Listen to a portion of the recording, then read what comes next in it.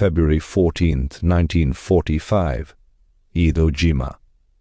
The volcanic sand trembled beneath their boots. Japanese infantryman Corporal Yamada Kenji pressed himself deeper into the honeycomb of tunnels carved into Mount Suribachi's base, his rifle barrel still hot from the morning's engagement. Through the narrow gun port, he watched the Pacific horizon darken not with storm clouds, but with the silhouettes of more ships than he ever imagined could exist in one place.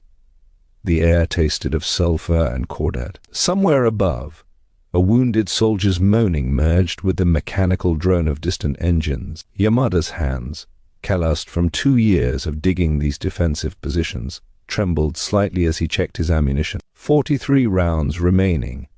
He had been told this would be enough. He had been told many things. The invasion of Iwo Jima represented the empire of Japan's final defensive line before the home islands. Every soldier stationed on this 8-square-mile scar of volcanic rock understood the mathematics of their situation. 21,000 Japanese defenders against an invasion force of over 70,000 Marines, supported by a naval armada that stretched beyond visual range. Yet numbers alone could not explain what Yamada and his comrades would witness in the days ahead, a phenomenon that would shake their understanding of warfare, morale, and the enemy they had been trained to despise as soft and materialistic. The Imperial Japanese Army had prepared for American firepower, for aerial bombardment, for the industrial might of a nation that produced steel and ships faster than Japan could sink them. They had not prepared for the psychological impact of watching men advance through artillery fire as if walking through summer rain. Japanese military doctrine in 1945 revolved around spiritual superiority compensating for material deficiency. The Senjinkan military code, issued to every soldier, proclaimed that death was lighter than a feather while duty weighed heavier than mountains. Surrender was not merely discouraged, it was philosophically impossible, a negation of everything that gave a soldier's life meaning. Yamada had memorized these principles during basic training in Osaka, reciting them until they became reflexive thought. He had watched his commanding officer, Lieutenant Nakamura, burn his family photographs before the American bombardment began, a symbolic severing of earthly attachments. This was Bushido distilled to its purest essence, the willingness to die not just bravely, but eagerly, transforming the body into a weapon when ammunition ran out, grenades depleted, and hope extinguished. The American bombardment intensified on the morning of February 16th. For 3 days, naval guns had pulverized the island's surface, reshaping its geography with high-explosive shells. Japanese commanders had assured their men that the Americans would soften under sustained resistance, that their desire for comfort and survival would shatter against Japanese determination. Intelligence reports circulated through the tunnels spoke of enemy soldiers who required hot meals, regular rest, and psychological support to function. The Americans, these reports suggested, fought like businessmen conducting a transaction, calculating costs, minimizing risks, withdrawing when investments seemed unprofitable. This narrative comforted men who knew they would never leave Iwo Jima alive. If the enemy valued life above duty, then Japanese soldiers possessed an intrinsic advantage that transcended firepower ratios and supply differentials. But when the Marines came ashore on February 19th, Yamada saw something that contradicted 2 years of indoctrination. The landing crafts discharged their cargo onto beaches so thick with volcanic ash that men sank to their ankles with each step. Japanese artillery, pre-registered on every square meter of the landing zones, opened fire from concealed positions. Mortar shells burst among the advanced Marines, each detonation sending black sand and shrapnel spiraling upward. Yamada, watching through his gun port, expected panic, retreat, the dissolution of formation that signaled broken morale. Instead, the Americans kept moving, not charging recklessly, not sprinting through the fire, but advancing with a methodical persistence that seemed almost inhuman in its composure. When explosions knocked men down, medics appeared within seconds, not after the barrage ended, but during it, treating casualties while shells still fell around them. When machine gun fire pinned down a squad, Other units maneuvered to suppress the Japanese position rather than withdrawing to safer ground. This was not the behavior of soft men seeking comfort. This was not the conduct of soldiers who valued survival above objectives. Sergeant Hideaki Tanaka, positioned in a reinforced bunker 300 meters from the beach, later documented his observations in a diary discovered by American forces after the island's capture. His entry from February 20th read, "They do not run from death. They walk toward it as if visiting a familiar place. When we kill one, two more advance to retrieve his body. When we destroy their equipment, replacement materials appear within hours. The enemy treats war as labor systematic, continuous, inevitable. Our bullets wound them, but do not alter their direction. I do not understand what spirit motivates such men." The answer lay not in spirit, but in system, a distinction Japanese military philosophy struggled to comprehend. American forces on Iwo Jima operated within a logistical and tactical framework developed through 3 years of Pacific warfare. Every Marine advancing across those volcanic beaches carried not just personal courage, but the accumulated knowledge of Guadalcanal, Tarawa, Saipan, and Peleliu. They moved calmly through artillery fire because their training emphasized small unit tactics, fire and maneuver doctrine, and the statistically proven principle that maintaining momentum through danger zones reduced casualties more effectively than seeking cover under fire. Behind them stretched a supply chain of staggering sophistication. Hospital ships equipped with operating theaters, supply vessels carrying refrigerated food and ammunition, repair facilities that could rebuild damaged equipment overnight. When a Marine fell wounded, he knew with the certainty born from institutional reliability that medics would reach him, that morphine would dull his pain, that evacuation would carry him to surgical care within hours. This knowledge transformed how men behaved under fire. Japanese soldiers embraced death because survival seemed impossible. American Marines endured danger because survival seemed probable. Yamada's tunnel position overlooked a strategic choke point where American force had to advance through interlocking fields of fire to reach the island's interior. On the third day of battle, he watched a Marine rifle company approach his sector through a landscape already carpeted with the debris of earlier assaults. Japanese defenders unleashed everything remaining in their arsenal: machine gun fire from concealed positions, artillery from the island's interior.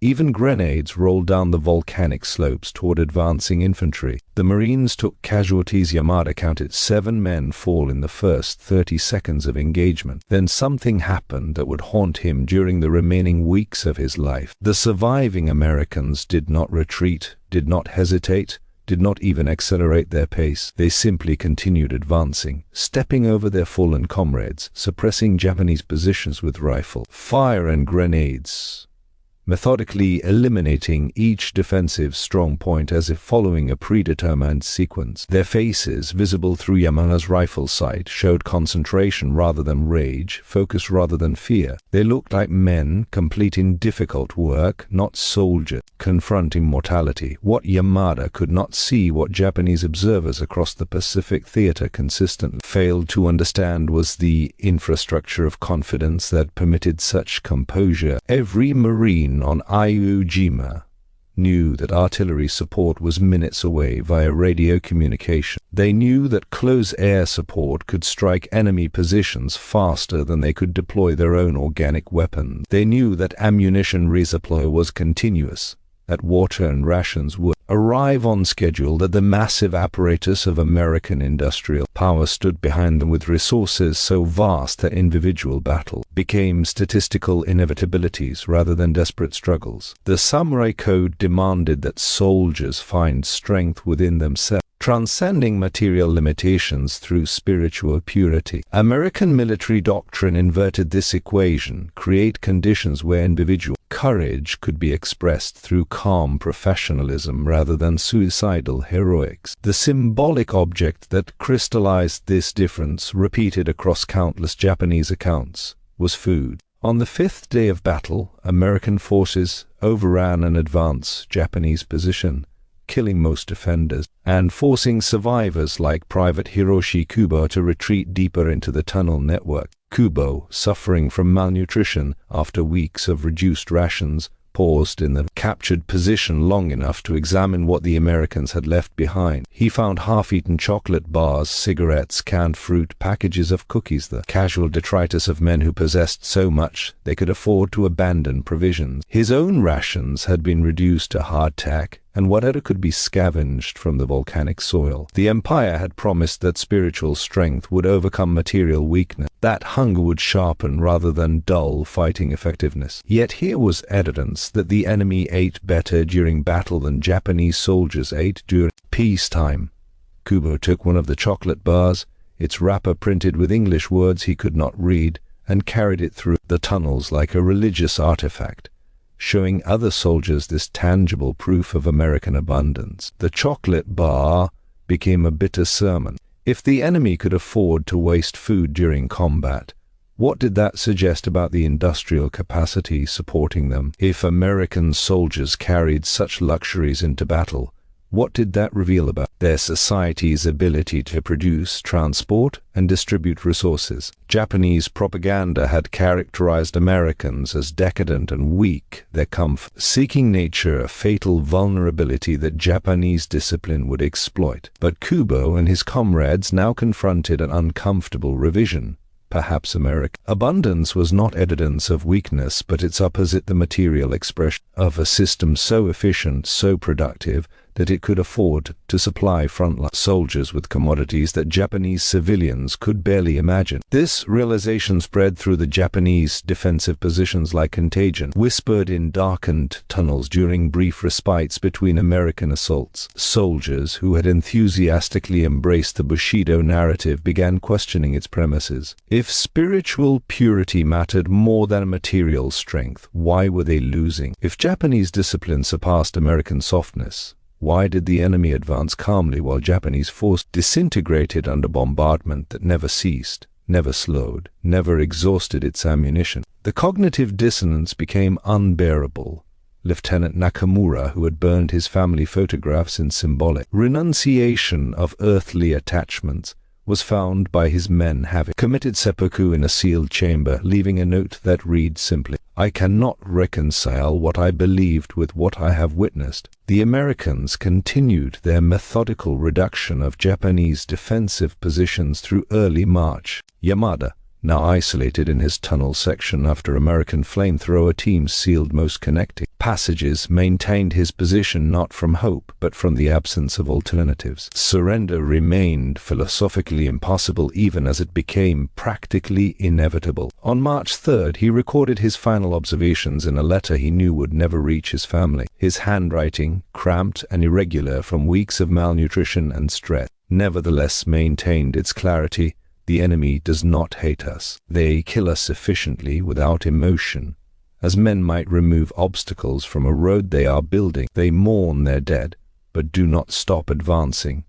They fear death, but do not let fear alter their behavior. I do not know if this is courage or something else, something we have no word for. Our commanders said Americans fight for money and comfort, but these men accept discomfort and risk death as calmly as we were taught to seek it. The difference is that they expect to survive. We never did. American forces declared Jima secure on March 26, 1945. Though isolated Japanese holdouts continued resistance for months afterward, of the 21,000 Japanese defenders, only 216 were captured alive, a survival rate of roughly 1%. American casualties exceeded 26,000. Including nearly 7,000 killed, making Iwo Jima one of the bloodiest battles in Marine Corps history. Yet the strategic objective was achieved. The island became a crucial base for damaged B-29 bombers returning from raids on Japan, ultimately saving thousands of American airmen who would have otherwise perished in the Pacific. The mathematics validated the American approach: accept calculated risks, maintain momentum, trust in the system's ability to sustain casualties while achieving objectives. The Japanese approach, valuing symbolic death over strategic survival, produced martyrs but not victories. Yamada's letter was discovered in 1947 during the recovery and burial of Japanese remains. It circulated among occupation authorities as evidence of shifting Japanese perceptions translated and filed alongside thousands of similar documents that revealed how frontline experience had corroded ideological certainty. American officials found these accounts both satisfying and troubling. Satisfying because they confirmed the effectiveness of American military doctrine and industrial capacity. Troubling because they revealed that Japanese soldiers had died not from lack of courage but from the failure of their leadership to provide the material and tactical support that courage required. The Americans had not defeated cowards, they had outproduced, outsupplied, and outsupported men who were every bit as brave as themselves. The recurring image in Japanese accounts of Iwo Jima was not the flag raising on Suribachi, but those abandoned chocolate bars and cigarette packages, the casual evidence of American abundance. In post-war Japan, these small luxuries became symbols of the society that had defeated the empire nation so wealthy it could equip its soldiers with comforts while simultaneously producing the ships, aircraft, and weapons that ensured victory. The Bushido Code had taught that transcending material concerns demonstrated spiritual superiority. American prosperity suggested an alternative philosophy that meeting material needs created conditions where human potential could flourish rather than merely endure. Democracy and capitalism, the ideological foundations Japanese militarism had rejected as decadent and weak, had produced soldiers who advanced calmly through artillery fire because they trusted the system supporting them. This was the transformation that artillery fire could not achieve, but chocolate bars could. The slow, corrosive realization that spiritual slogans could not substitute for functional systems, that dying bravely accomplished nothing if the cause itself was structurally doomed. Japanese soldiers on Iwo Jima did not lose faith in themselves. They lost faith in the ideology that had promised them that self-sacrifice would matter more than supply chains, that spirit would triumph over steel. When American Marines walked calmly through Japanese fire, they were not demonstrating superior courage. They were demonstrating the confidence that comes from knowing your society will support you, that your life has value beyond its expenditure, that dying honorably is less important than living effectively. The volcanic sand of Iwo Jima still shifts in the Pacific wind,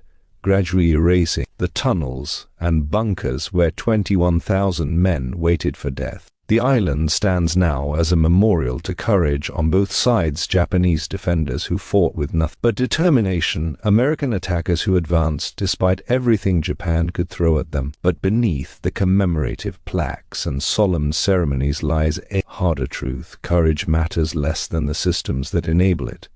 Idealism matters less than the logistics that sustain it. And the society that can afford to supply its soldiers with chocolate bars during combat possesses an advantage that no amount of spiritual training can overcome. The Americans advanced calmly through artillery fire not because they were fearless, but because they were supported. And in that distinction lies the entire difference between democracy and despotism, between systems that value human life and ideologies that expend it, between civilizations that trust their citizens and regimes that demand their sacrifice.